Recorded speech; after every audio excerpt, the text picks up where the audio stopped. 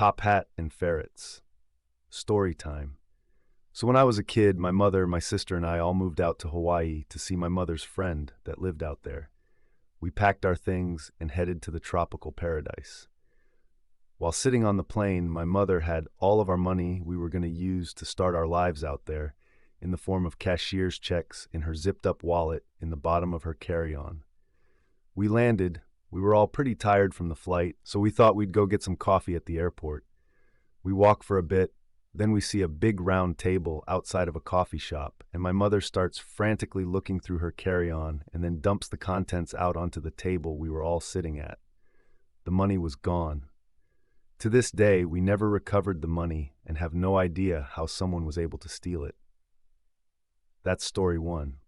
Story two. We've been living in Hawaii for about a year or so at this point. We ended up moving in with my mother's friend due to all our money getting stolen on the flight there. My sister and I absolutely loved walking around the dried lava fields, exploring the caves that it would form. We were so adventurous. We would walk around everywhere. We didn't even wear shoes. No one really does over there.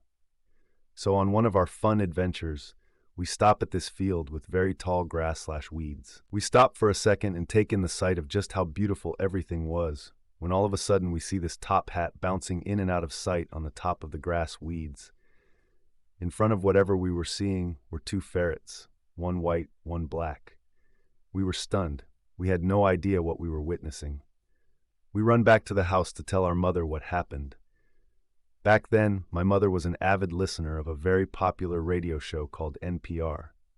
Seeing what this subreddit is about, y'all probably know what it is, or most likely at least heard of it.